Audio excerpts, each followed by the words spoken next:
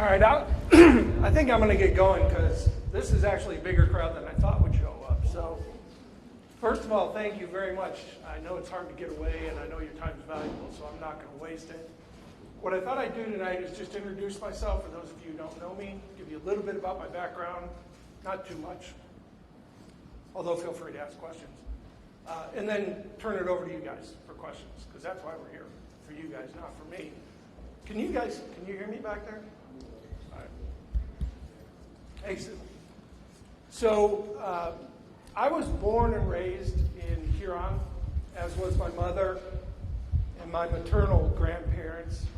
So our roots go deep in the town. I left Huron after I graduated in 1983 because I joined the Army, so I was gone for about 20 years, came back around 2004. But no matter where I was, no matter where I was stationed, I felt that Huron was my home. I hold a bachelor's degree in mechanical engineering from the U.S. Military Academy, an MBA from Norwich, graduated Command General Staff College, and some other stuff. I served in the U.S. Army for about 36 years, retired in May of last year, and currently I'm a director of cybersecurity for GE Healthcare, and I'm home-based. I work out of my home, which is real nice. I have 4 great kids. 2 of them are back there with the face in the iPad, and married way above myself with my wife, Jenny. So why am I running?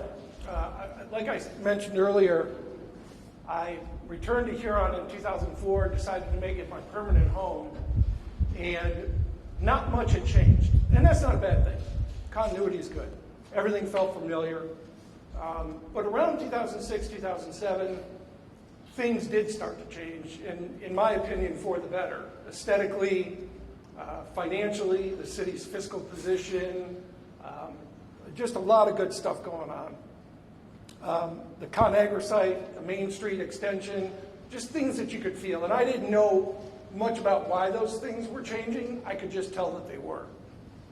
And so I've seen these improvements over the last 10, 12, 14 years. And I like the trajectory of the city. I like the growth, the industry we're bringing in to the Sawmill Parkway. I like the appearance, and I like the fiscal discipline. And I want to be a part of that. I think I have the demonstrated leadership and integrity to be a member of the council, and the temperament as well. The other reason is, like I said, I retired in May of last year, and it was 36 years of some form of public service. I was active duty for a while, I was in the reserves for a while, I was in the National Guard for a while. And after a year, I realized that I missed it. I missed that public service, I missed giving back. And I heard that a seat was opening on council. I heard that Rick Shafter was not going to run, so I thought I'd give it a shot. So that's me, that's my background.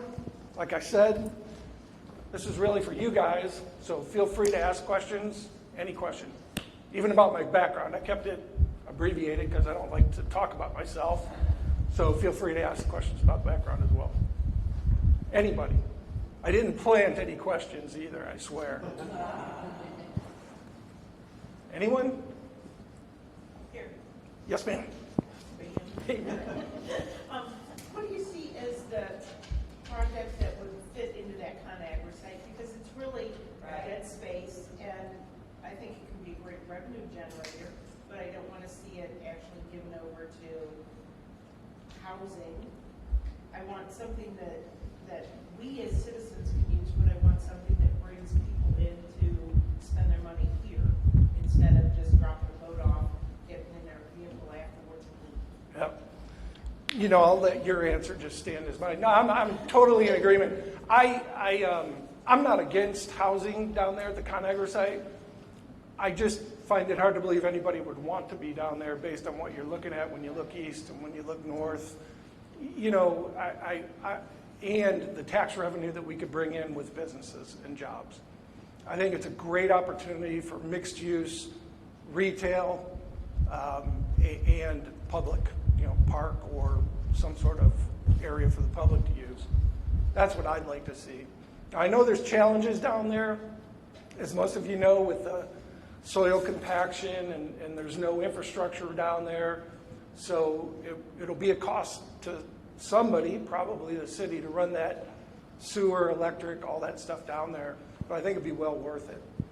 And I'm excited too about what they're looking at with USGS, the U.S. Geological Survey. For those of you who don't know, they're studying it right now to headquarters the U.S. Geological Survey down there. They'll have a permanent place for the boat. It'll be a big office building. It sounds like a great vision as long as it's the right thing for the city financially. Tom. Joel, what's the biggest, in your mind, what's the biggest challenge facing the city in the next few years? And what are your thoughts on whatever that answer is as to how you mitigate that or get past it? Yeah, I think we have a couple. Thanks, it's a great question. I think we have a couple. One is just hard, it's just math. It's the fiscal position. Like right now,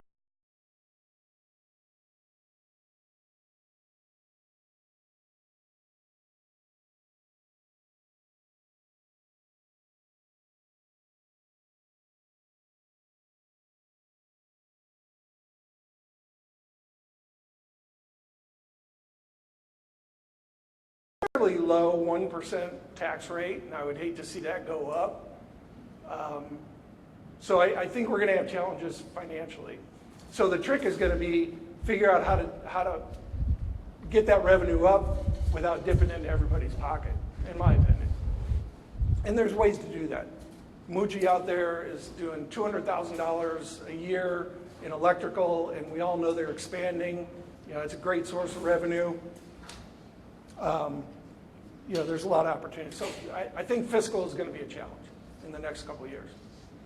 The second is a little softer, and that's, quite frankly, the tone in our city right now. If you read Facebook or the newspaper, there's just a lot of turmoil. There are camps on both sides. And I don't know how you heal that. I really don't. I think there's a loss of public trust on the part of some people that's led to people forming camps, and to me it's really sad, quite frankly. And I don't have a solution for that other than to do the job with the highest integrity. I think that's part of the problem how one of the camps got formed, and do the job well for the citizens. Do you have a question, Dennis? No? Yes, sir. So, first of all, thank you for your service. Yes. You have military education, not be a politician or a business sponsor dad. You guys. Lay it on the line. For us, we would be always thank you for that. Thank you. Thank you for having us. We have more than just a one candidate night or one time thing where we can talk. We really can't talk, a little bit, and then it's, what I'm here for is ask what you think on different things. I'm one of those, I really didn't follow the city. I was following more the national level because I felt our country, this next election, so forth, very important. Maybe in this election too, as a city, where we're going. I agree with you in the sense of, I think the city has done a lot of good things over the years. Been here a long time, a lot of faith. But I was concerned, I got involved because of marijuana. Being a former teacher and coach, I did not like the marijuana thing at all. Yeah, I did not like the marijuana thing. Now we're talking about a Burger King. I know the medical thing, put it in the pharmacy, not a pot shop by a school. I see now the move as far, and then as I got, and we had a lot of people at a petition of 400, we got a lot more. I felt like the city kind of manipulated it. And I think it depended down on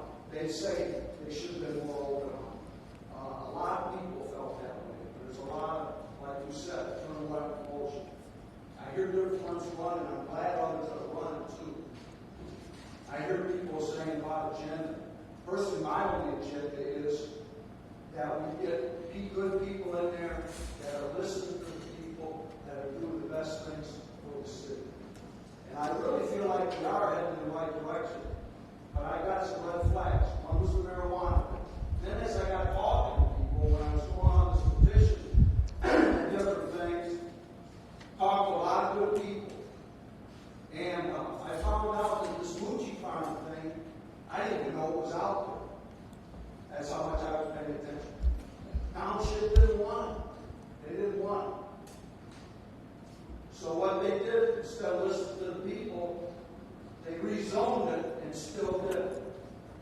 And I felt like they did a lot of that kind of thing with marijuana too. Now we got somebody being arrested down there, okay, which was totally ridiculous in my opinion. What I want to know is, what do you think about all those kind of things? and I think I kind of been answered about with regard to the Hagy, where we go with that. And one of the things I heard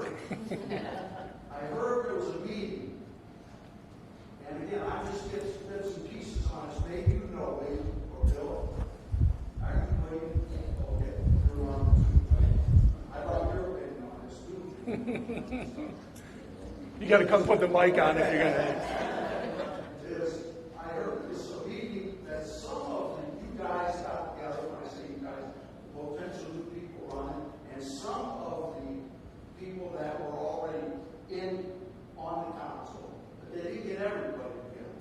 Now I just heard that. I don't know it, but I would hope everybody would be able to get together and have input and things of this. Okay? Okay. I'll be quiet now and let you guys. And I like your opinion on it, if you don't mind. What do you think about all that? So keep me honest if I forget. I think there were 4 things, all right? So I'll try to keep them straight. So the OPC, I've talked to several members of council, and to a person, they said, yeah, we blew it on the Burger King thing. Weren't thinking, and tried to do a do-over, tried to make up for it, by passing the regulation for 1,000 feet and stuff like that. And I understand the point of view of having a dispensary right where the bus turns in to go pick up students. Absolutely understand that. I don't. My main concern on that now is when I'm looking at that, Joe, is I see a lot of this Hagy at the Hagy farm. They have a lot of foreign people coming in and working there now. And if you've been driving down White Beach Road at all, you see a lot of different people walk around there. You've been a military guy. These borders aren't sealed up now.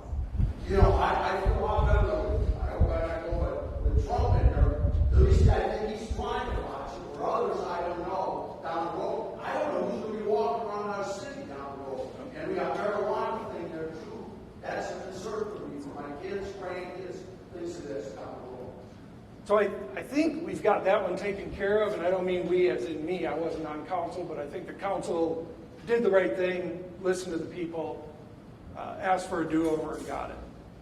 On Hagy, it's tough. It's a double-edged sword, right? You want the tax revenue, you want the jobs, you don't want the big, huge factory-looking thing right next to BGSU. I get it. Personally, I want the jobs and the tax revenue more than I worry about the big, huge factory thing next to BGSU. That's just my personal opinion. And I know we struggle with Hagy with the light pollution as well. My understanding is they've got that fixed and they've got it under control. There was a third thing. Oh, the arrest. Terrible. What can you say? I mean, it's an extremely sad day in our city when people get arrested at a town hall meeting. I've had people ask, hey, folks, please sit down. I've had folks ask me, and that's all I can say, is just, That's all I can say. It was terrible. It was really, really a shame that happened. It's a shame that we have citizens who feel like their only recourse is to sue the city. It's a shame that citizens are getting arrested at council meetings. And that's what I meant when I addressed Tom's question about these factions. And it feels like it's just getting worse. Just the other day, on Talk of Huron, I think, for anybody who follows Facebook, there was an article posted up there that was a complete rehash of what happened in May, but it was posted in a way that almost made it seem like it happened again. And I just don't understand that. This is our city. We should want to be proud of our city. And no city's perfect. Nobody's perfect. It happened. Let's deal with it. But let's not rehash it every 6 months as if it happened again. That's my opinion. Let's get through this. Exactly. Make the improvements we need to make the changes we need to make, and move on. So, huge problem. And then the fourth one, I lost it. The fourth one. I think you could answer that. Okay. Okay. What do you think about that? Yeah, I just don't. I think there were. Look, who am I to second guess? I wasn't sitting up there on the dais. But I think there were different ways it could have been handled. And I think the way ultimately it was handled was just sad for the city, sad for everybody involved. Yes, sir. Back to the arrest for just a minute. The council had a chance to drop those charges when they voted to not drop it. So they had that opportunity to drop it. But you're going to inherit that problem. Yeah. They'll have to deal with it. But over the ConAgra site for a minute. That site was industrial. The coal yard was industrial. The lime plant was industrial. That's all industrial. It's waterfront. And it's, we all know that urban renewal didn't really bear the fruit that we thought it would be. So we can't screw this up. Yep. We have to get it right. It's really a tough. There's no good answer to it. What can we do for the citizens? Because I know the politicians all want more tax money all the time. So they're going to want something on that's going to generate taxes. But things for the citizens in terms of recreation, how much are going to do? That's an expense. So it's a real challenge, but we only have one chance to get it right. Yep. And nobody seems to have the answer. So I know there's another go around tomorrow over there. I think some developers are coming and so forth. It was industrial. Like you said, people want to live there, look across at that. No, probably not. If we had a lime plant out there looking out to the lake, that would be a great place for condos, but that's not going to happen. Yeah. I think you make a great point, especially with regard to let's not rush into something. I was only 5 years old when urban renewal happened, but I think that there was that opportunity for federal funding, so we jumped on it, and in hindsight, maybe it wasn't the best decision. So I'm totally with you. Let's not rush into something.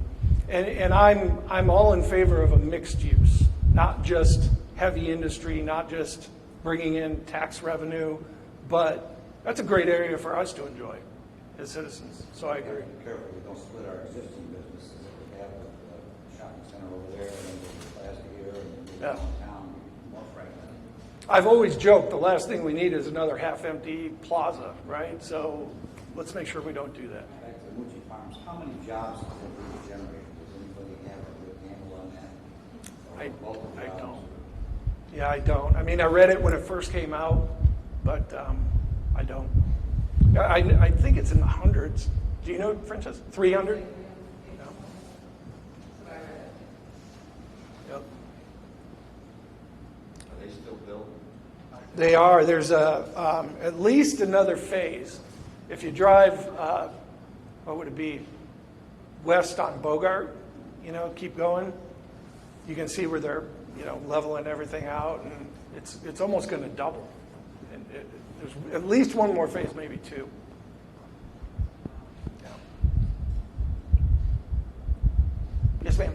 In talking transparency, so, people want to know what's going on because I think we've been blindsided a lot lately. Would you be willing to commit to doing town halls on a quarterly basis so we know what's going on and we're not blindsided? Yep.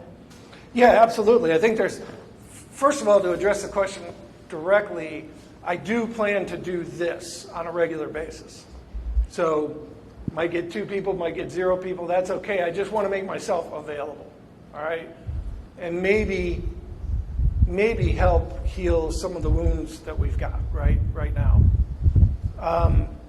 But I'm glad you brought up transparency. You hear that a lot. I hear a lot of the other candidates say it. I don't, but I hope nobody confuses that with I'm running on a non-transparency ticket. I'm not. It's just the way I've always operated. As a team commander, company commander, battalion commander, it's just always easier to be open and honest, completely open. And sometimes you get in trouble, sometimes you get congratulated, but it's easier. It's just easier. And you don't have to keep track of what you're not talking about or what you are talking about. I'm too lazy to be non-transparent, I guess is what I'm saying. So. Well, and thinking about her question too, it's like you don't really know what's going on in Huron. So yeah, you have to go to council meetings, but not all of us can go to the council meetings, and you have no idea what's on the agenda at that time. So if you're transparent and everything's out in the open, and okay, we're having a meeting on this, I mean, for me, that would be nice. I mean, it would be nice to know, like, I know I go on Facebook, or I can go look, or this is going to happen, or get your feedback instead of going in there and going, like, kind of like, I know when you went to that wellness thing, going in there giving feedback, like, I kind of felt stupid. You know what I mean? Like, Nobody likes to get up and talk. Yeah. Yeah, it's tough though, because I sympathize with the current council members. I guess you do your best, right? You try to get some articles in the paper, you post the minutes online, but for those of you who've gone out and read the minutes online, it's not easy to follow, to read. This is one potential solution that I'm going to do if I'm fortunate enough to get elected, and that's just once a month or maybe once a quarter. Just say, hey, I'll be here at the church, and if you have questions, come and chat my ear. Yeah. Hey, Francesca. I don't know if everybody's been reading that tomorrow night, we all get to go see ConAgra and go down there from 4 to 6. The public's invited. We're doing a little vendor thing right before, and then the whole public's invited to go down there and just walk around and see what it is, so we can all kind of think about what we want to make of it. And then we can all have a lot of input. So everybody go down 4 to 6 tomorrow night, ConAgra, and walk around, just check it out, see what's going on. There's some decent people to talk to. And much like any of these other events, not everybody can make it, but they are trying their best to be open and talk about it, and let's get everybody talking about things going on in the city. Yeah. Hey, Jerry. How did the city acquire that ground? Was it rented to ConAgra? Is it their fiscal responsibility, like, if they sell to a developer to take out all that earth and replace it? I mean, I didn't know whether the city had rented it to ConAgra or how they got the land. Yeah, it's a good story. I mean, it's kind of a two-part question, or I'm going to take it in sort of 2 parts because I think it's kind of neat. It goes back to my point about fiscal responsibility of our current council, current administration. And look, I'm not dumb. I get it. Saying the current council is great when 2 of them are running is probably not the smartest thing politically. But so that project to take down the ConAgra cost just over $2 million for the demo and the cleanup and blah blah blah. The cost to the city of Huron was somewhere in the neighborhood of $120,000 or $80,000. Because the rest of it was grants and OPM, other people's money, right? So an example, one of the examples of, in my mind, good fiscal stewardship. Because I got to think most of us wanted that to come down, and most of us didn't want to pay $2.5 million out of our own pocket.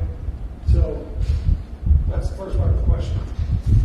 The second part, yeah, we own it now. The city owns it. Now, whether we sell it to a developer to develop, or like with this USGS deal, they're looking at cutting a deal where they get a 20-year no pay, basically free rent But at the end of that, the city gets the building that they're going to build, the office building. You know what I'm saying? So we own it, but it's probably, or it's very likely it's not going to be a straight, hey, give me $2 million transaction. There's probably going to be some sort of tax incentive to get folks down there. And I read a story in a plane dealer in Avon. There was a factory, I want to say it was Goodyear, and Avon kind of did the same thing. Well, they sold to a developer saying, we'll go in and we'll clean up the ground. Well, the inspectors came in, I mean, they took a bath because they had more in cleaning it up than they were going to make. So I was just kind of interested in what's going on there. I've heard we're good down there from an environmental standpoint, at least. I assume that's what you mean? Yeah. Yeah, I've heard they've done the testing and we're good to go. We're good to develop down there. So thank goodness, right? Because that can be real expensive. Doesn't the USGA boat already dock down there? It does. Yeah. And they want to, from what I understand, just from what all you know, from going to the meetings, they want a Northern Ohio regional headquarters. Are they in Sandusky now? Right. I think they're temporarily in Sandusky. They want a permanent, you're talking 4-story office building down there. And they would like it to be in Huron.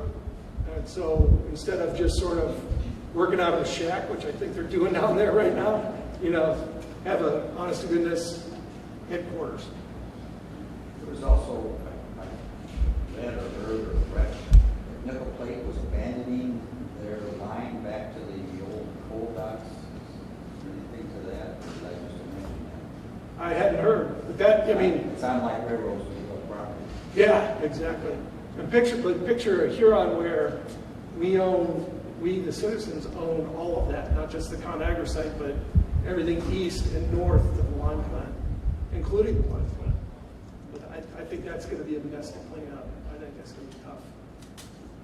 So those 2 little girls in the back might see it someday.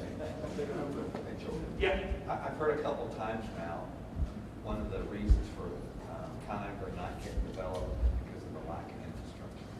All right, so there was an industrial plant down there. They obviously had sewer, the guy had bathrooms, they had lights, they had electric down there. Where did all that go? Yeah, I asked to sit there as the first thing that occurred to me. They did, if you remember, they had a water tower. So they had their own water supply, they had a septic system, and they had a power plant. Oh, really? So they were fully self-sustained down there. Because probably back when it was built in the 40s or whatever it was, the city said, we're not running infrastructure down there. So the Pillsbury or whoever it was at the time, they were totally self-sufficient down there, believe it or not. But that's what I said. How did you ever get a factory down there with no infrastructure? Yeah. So they basically ripped it all out when they took it down. Yep. And I do understand, you mentioned the soil impaction study that they did, that it's going to be hard to go deep, whatever they do there. It's going to have to be more of a very shallow fill, whatever it is. Yeah, apparently it's filled. The whole thing is filled. It didn't exist It's all filled. until they dredged the river and created that spot. So it's So how not did real estate. how did it support those massive buildings? Yeah, it supported those buildings. But we can't support, I guess, new codes. Yeah, maybe there's a new code, I don't know. It might be also newer ideas and new technology, and we understand it more than we did back in the day. That might be another reason for it being what Yeah. Look, I hate to see it empty, and it's been what? Gosh, 7 years now? 7 years it's been empty? But I'm with you. Let's not rush in. I'd rather see it empty than see a strip plaza half empty down there. I don't mean to be sarcastic, but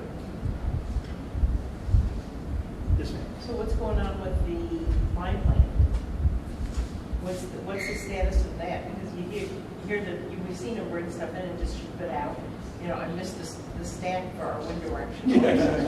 I'm sure we all drive over and kind of glance, but what's the status? I don't know. I mean, it's still private. It's not, well, actually, it's owned by the railroad.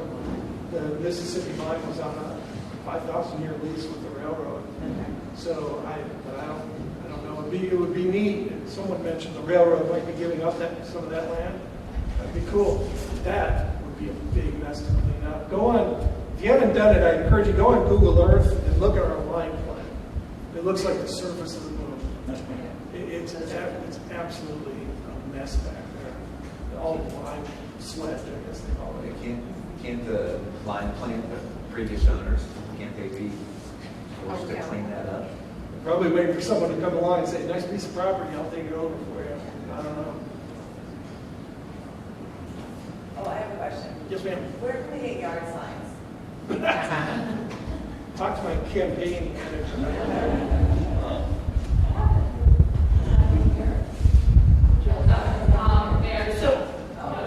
Talk about railroads. Is there anything that you're aware of, like petitioning to get some quiet zone through this town? It is so freaking noisy, like every 15 minutes at night. And I swear they've gotten to the point they talk to one another, and it's like, I'm going to outblast you. So, can we, Vermillion has it, can we work to that? Hey, you guys are as mad as I do. That's a joke. Yeah. Yeah, no, I'm all in favor. I don't know what happened. I know it was a big deal a couple of years ago, and there was a petition. And I apologize, I don't know what happened to that initiative. I think it had something to do with $50,000 for a feasibility study or something like that. Of course. There's got to be grant money for that. Yeah, exactly. Let's find OPM, right? Yeah. But no, I'm hugely in favor. I wouldn't need somebody to throw a petition in my face to be in favor of it. I totally agree. The inside joke is we both live about a half mile from the Berlin Road crossing, and it gets loud when the wind's out in the south. Yeah, I'm totally in favor of that. Yes, ma'am. Two. One, I remember his fourth thing about a secret meeting. Oh, yeah.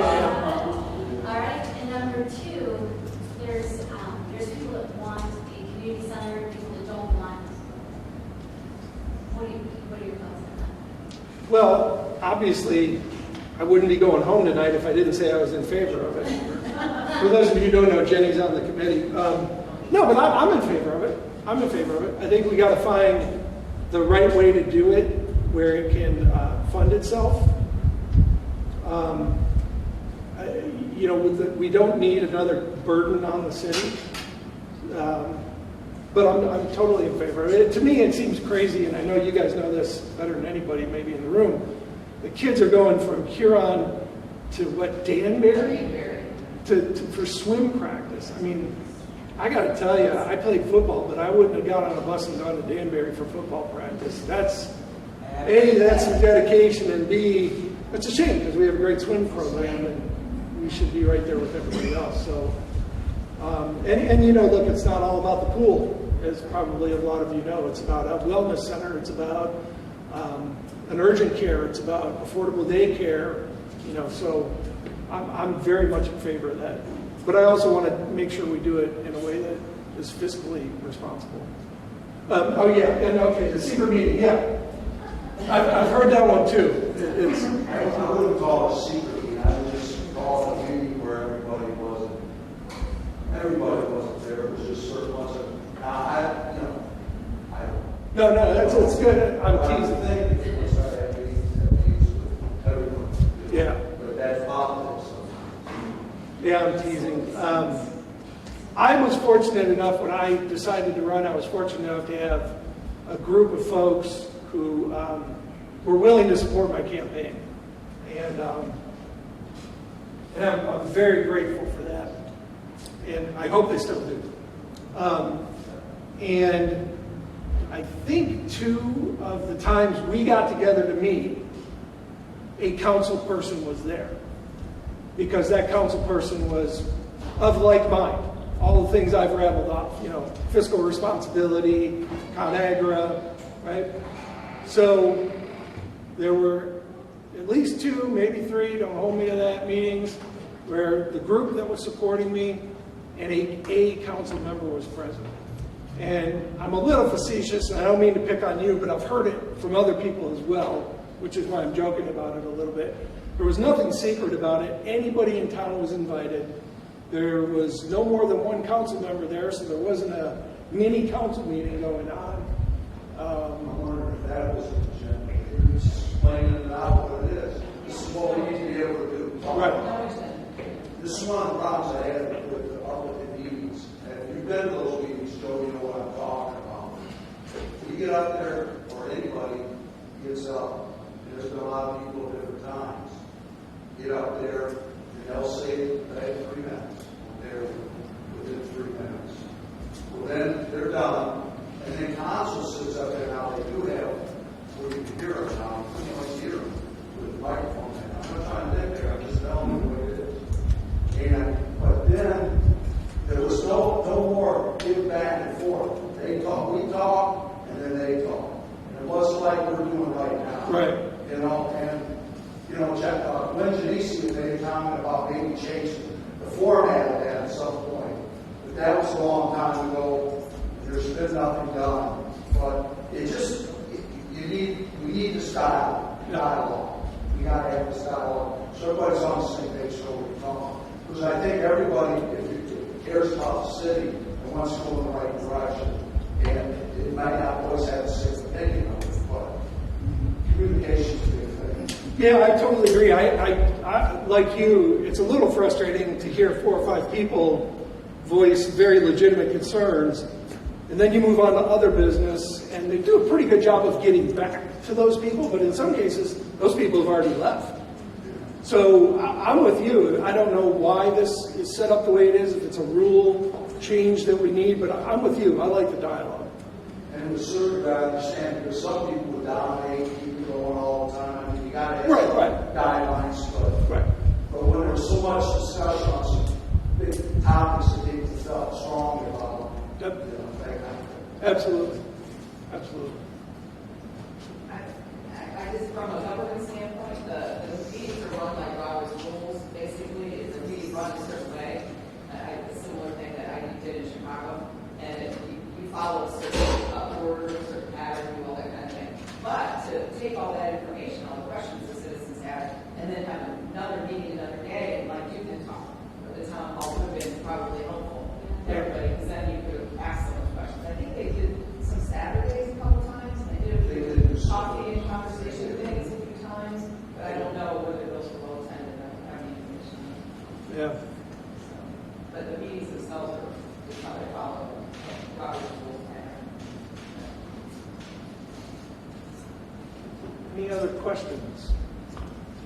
You guys need to hold your questions. Too much coming from this table. You gotta back off a little bit.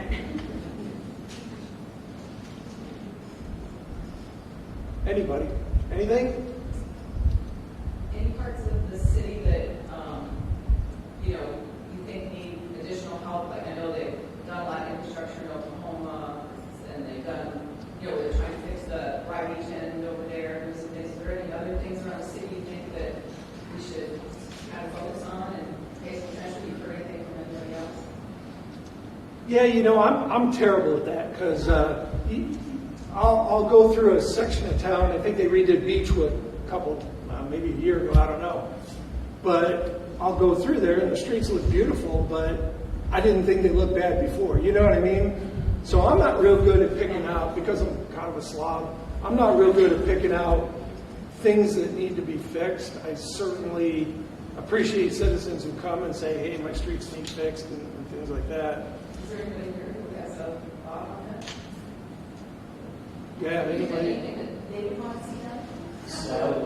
Around 6.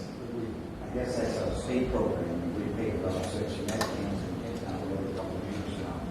And they've been talking, they were doing a traffic study the other day over the river road across from the marine entrance, and there's been talk of traffic out there, talk of the traffic circle out by the River Queen. So I don't know if that's all going to come together in the future, that whether ODOT's putting something back burner, or whether our part of this is not the project. Yeah. Yeah, I mean, a good construction friend of mine told me that bridge was done improperly, so hopefully we don't have to spend too much money to get it done correctly. But yeah, I don't have that eye for, hey, that doesn't look good, and we should fix that. I mean, you know, I could be parochial about it. I think Chaska could use some resurfacing on our streets, but, you know, the streets get you there and they're not that bad. Yes, ma'am. Grand Forest Beach does not have any storm sewers. Okay. Really? That's a good one. Where is it? Grand Forest Beach, the private streets named after cities Yeah. on the north side of Cleveland Road. It's a long story, don't get me started.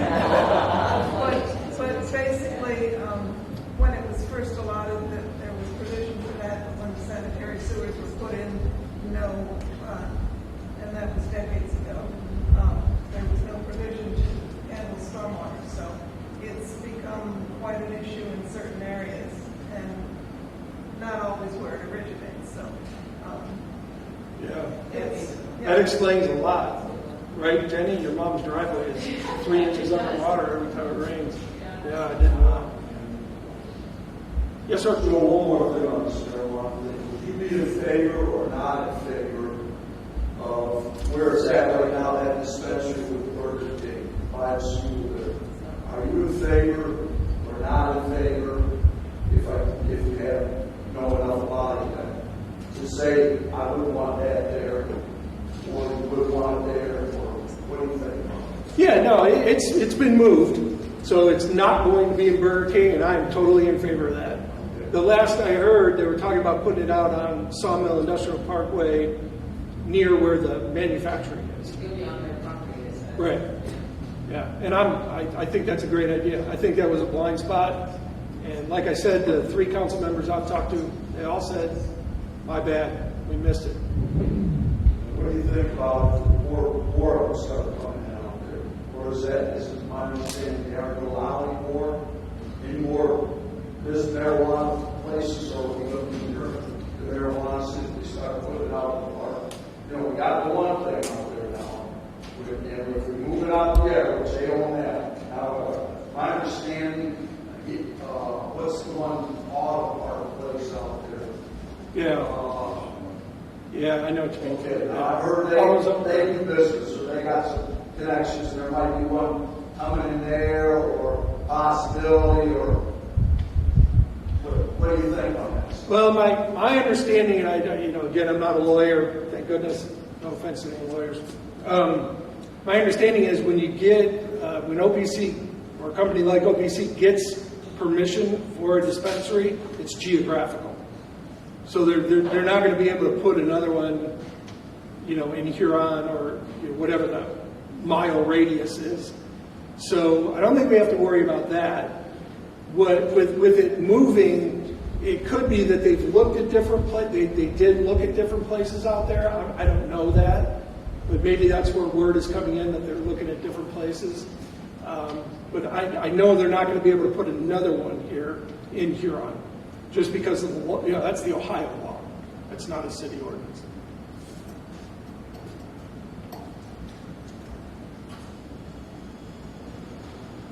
Any other questions? Well, hey, look, I'm going to stick around, so feel free if you got a question you want to ask in front of everybody. Thank you. Thank you for coming. I really appreciate it. I know you guys are busy. Thank you.